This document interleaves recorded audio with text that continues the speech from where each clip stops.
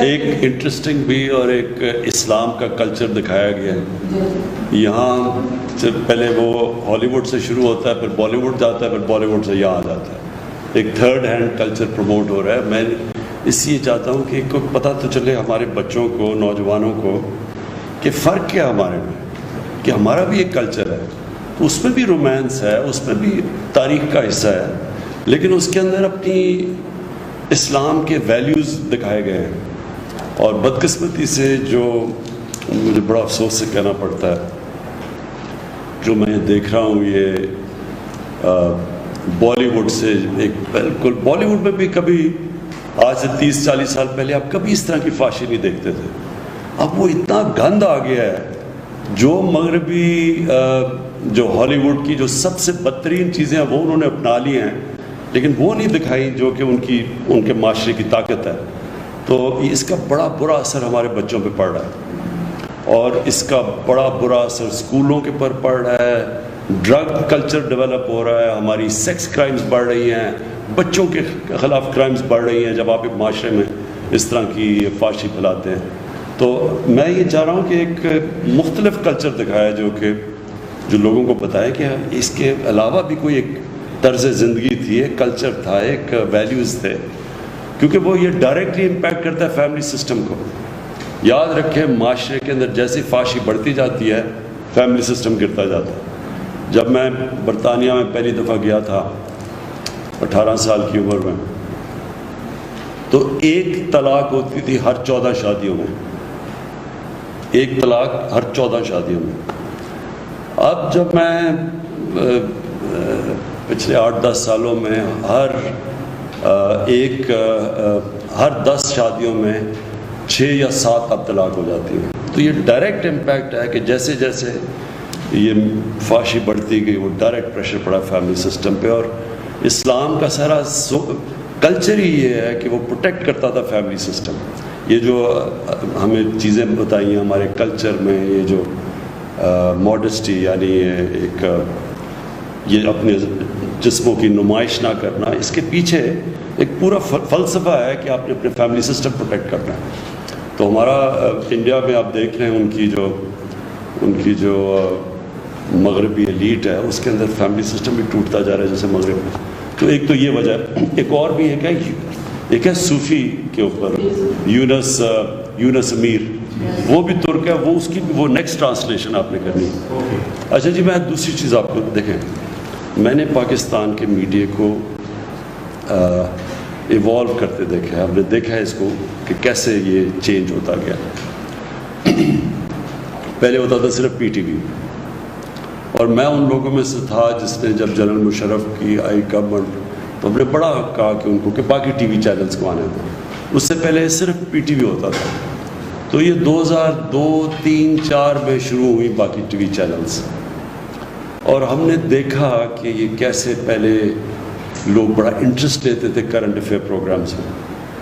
تو بڑا current affair programmes ایسے نہیں شروع ہوئے ایسے کہ واقعی ایک اس میں سے لوگوں کو پتہ چلتا تھا، ڈفرینٹ موقف کی سمجھ آتی تھی. اچھا جی، یہ پارٹی کا یہ موقف ہے، اپوزیشن کا یہ، گورنمنٹ کا یہ. بڑا اچھا شروع ہوا ایسے، اور اس میں کئی اینکرز ایک دم بڑے اوپر آ گئے. جتنے وہ اچھے کرتے تھے تو وہ اوپر آنے شروع ہو گئے. پھر ہوا کیا، یہ چلتا گیا. اگر آپ دیکھیں ان کی ratings T V chat shows کی، تو یہ بڑھتی گئی 2010 تک، 2011 تک یہ ٹی وی چینلز کی جو کرنٹ بڑھتی گئی، اور یہ بڑھتا گیا. اور یہ آخر میں یہ وہ سٹیج آ گئی کہ جو چیٹ شوز کی جو لوگ دیکھتے تھے، لوگوں کے لیے بے معنی ہو گئی چیٹ شوز. وہ کیوں ہو گئی؟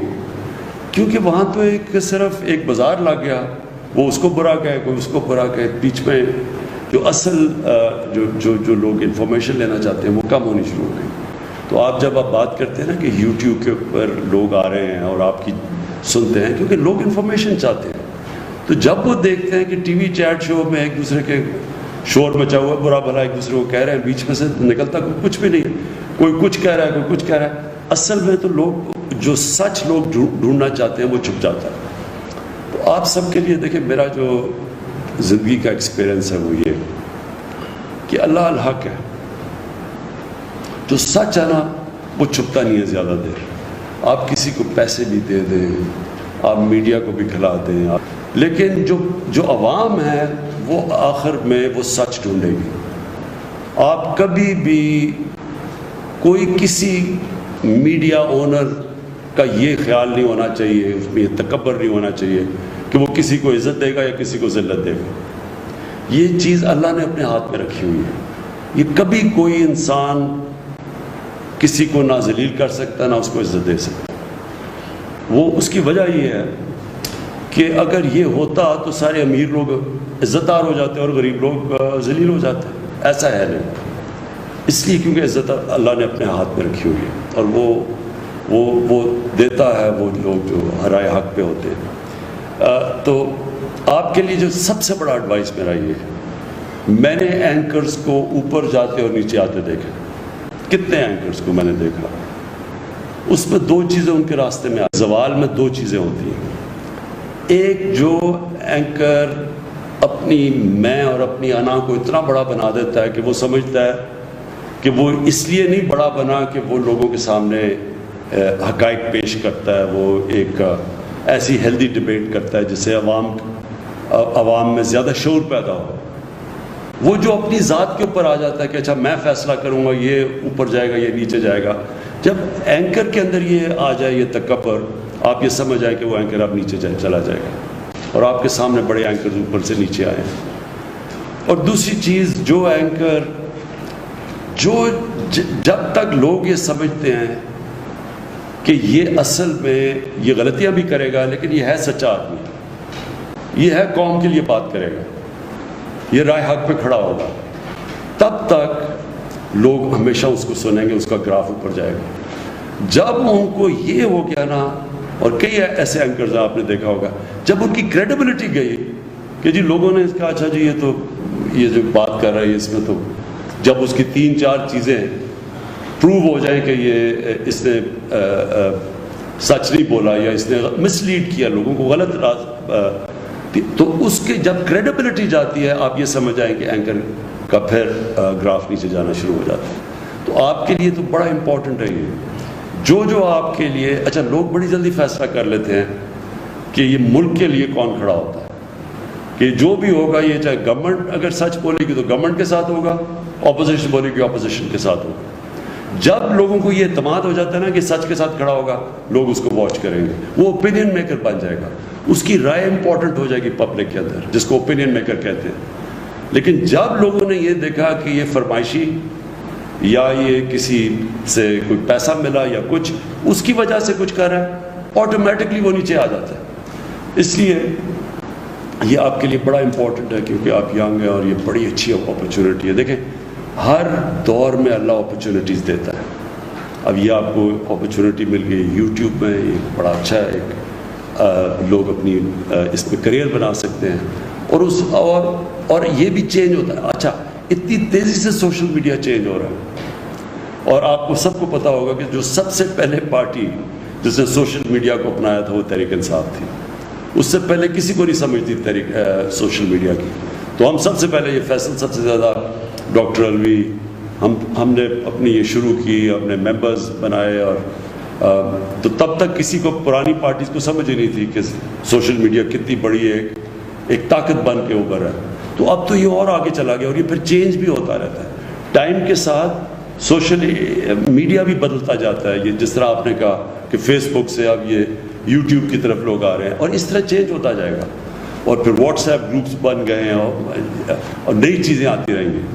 تو جو ایک انسان یا معاشرہ یا ادارہ, ایک انگریزی کا ورڈ ہے to stay ahead of the کرو, to stay ahead of the کرو, یعنی جو بھی آگے کا دیکھ رہا ہوتا ہے وہ جو پہلے دیکھتا ہے کہ اب ادھر جا رہا ہے تو وہ ٹائم کے ساتھ آگے جاتا ہے, ٹائم سے پہلے چیزیں اسپاٹ کر لیتا ہے, وہی دنیا میں آگے جاتے ہیں. جس طرح یہ سارے سلیکن ویلی میں یہ جائنٹس بن گئے, ینگ لڑکے دیکھتے دیکھتے کہاں سے کہاں پہنچ گئے.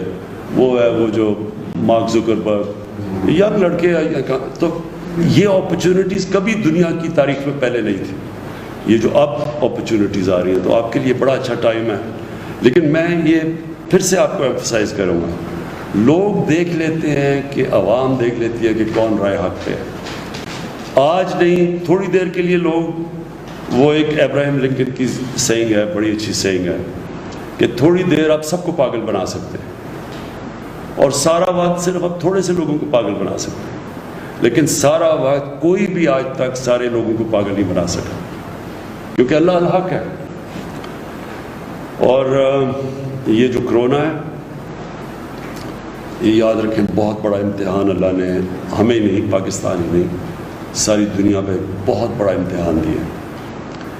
اس کے اندر جو سب سے امپورٹنٹ چیز یہ ہے, ہمارے جیسے ملکوں کے لیے, ہندوستان کے لیے, بنگلہ دیش کے لیے, ساؤتھ افریقہ کے اندر ملک ہیں جدھر غربت ہے, جدھر وہاں بھی کچی آبادیاں ہیں, ادھر ایک بالکل مختلف امتحان ہے بنسبت یورپ, چائنا, امریکہ, وہاں بالکل مختلف چیلنجز ہیں.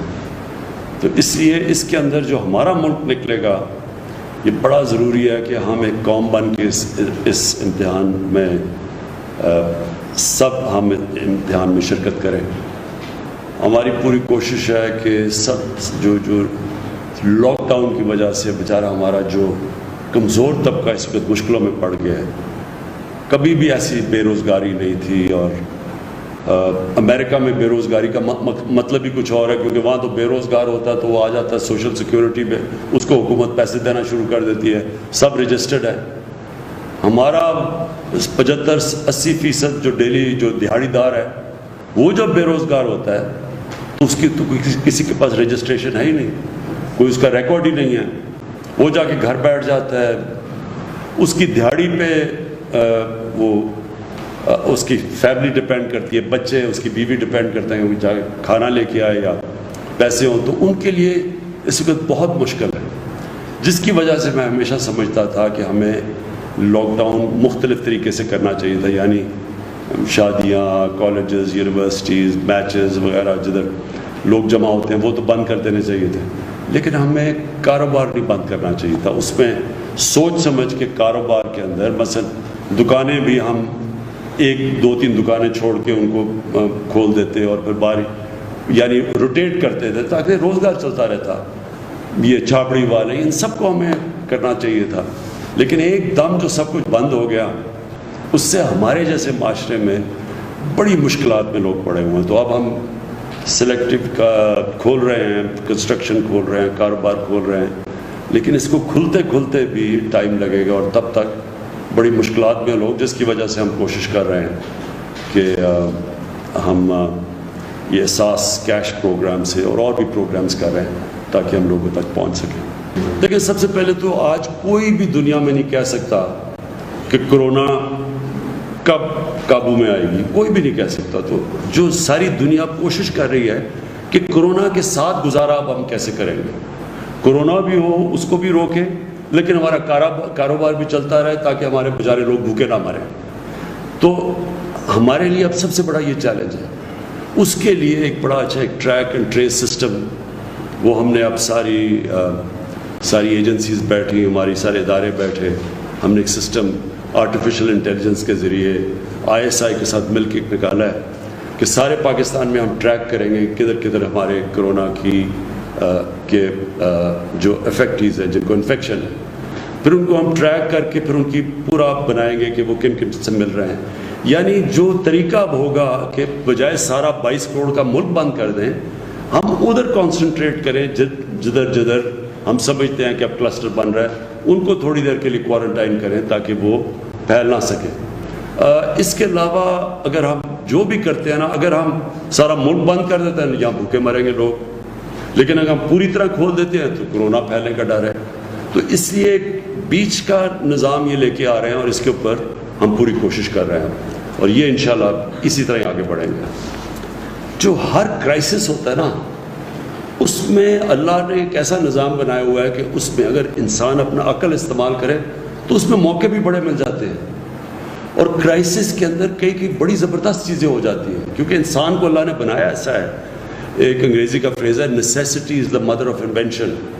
جب آپ پھنس جاتے ہیں نا تو اللہ نے ہمارے میں اتنی صلاحیتیں دینی ہے کہ اگر ہم اپنا ذہن استعمال کریں تو اس میں سے راستے نکلاتے ہیں. تو اس میں سے ایک یہ راستہ ہے کہ جو ٹیلی ایجوکیشن ہے، دوسرا ٹیلی میڈیسن، کہ ہم سب تک تو نہیں پہنچ سکتے لیکن ہم ٹیلی ویژن کے ذریعے ریموٹ علاقوں میں لوگ ٹی وی کے اوپر سامنے آئیں. یہ ٹیکنالوجی بڑھ چکی ہے تاکہ وہاں یہاں بھی ڈاکٹر بیٹھا بیٹھا ادھر ان کو اوپینین دے کہ آپ کو یہ بیماری ہے، یہ آپ یہ کریں جو بھی. اور یہ جو اسکولوں کا نظام، کیونکہ ہمارے بچے اسکولوں سے باہر ہیں، تو یہ ٹیلی ایجوکیشن کے ذریعے ہم کئی ان علاقوں میں پہنچے جدھر ہمارے ٹیچر ہی نہیں ہیں یا نہیں جاتے، یا جب تک ٹیچر نہیں جاتے تو تب تک بچوں تک پہنچ سکیں. اور بھی بڑی چیزیں ہیں، اور بھی میرے خیال میں ہم اب نئی نئی چیزیں سوچ رہے ہیں کہ ہم کیسے اس کو دیکھتے، وائرس کو دیکھتے ہوئے کیسے اب ہم اور چیزیں کر سکتے ہیں کہ ہم اپنا ملک بھی چلاتے رہیں ہیں، بچوں کو بھی پڑھاتے رہیں، لیکن یہ کرونا کا بھی کو سنبھال سکیں. ایک عام یہ ہے کہ پتہ نہیں گورنمنٹ کو اربوں ڈالر آ گئے باہر سے اور یہ تقسیم ہو رہے ہیں، کسی کو ہو رہے ہیں کسی کو نہیں. کیا باہر سے اب تک ہمیں جو امداد مل رہی ہے عالمی مالیاتی اداروں کی طرف سے بھی مل رہی ہے؟ کوئی امداد کئی باہر سے نہیں مل رہی. اس ذہن میں ڈالیں، کوئی صرف ہمیں آئی ایم ایف نے جو ہمارا مشکل پڑ، ہماری ایکسپورٹس گر گئی ہیں، ساری دنیا کی ایکسپورٹس گر گئی ہیں، ہماری جو ریمیٹنسز آنی تھی، جو ہمارے پاکستانیوں نے پیسے بھیجنے تھے وہ گر گئے. تو انہوں نے جو ہم نے قرضے دینے تھے، پرانے قرضے لیے ہوئے تھے، ان کی جو قسطیں دینی تھی اس قسطوں میں رعایت ملی ہے. سو امداد کوئی نہیں آئی. امداد اس لیے تو ہم اپنے لوگوں سے پیسے اکٹھے کر رہے ہیں اور کوشش کر رہے ہیں کہ ہمارا جو کاروبار شروع ہو تاکہ ہماری کوئی کلیکشن ہو، کیونکہ ہماری ٹیکس کلیکشن بھی گر گئی ہے. Okay ji, thank you.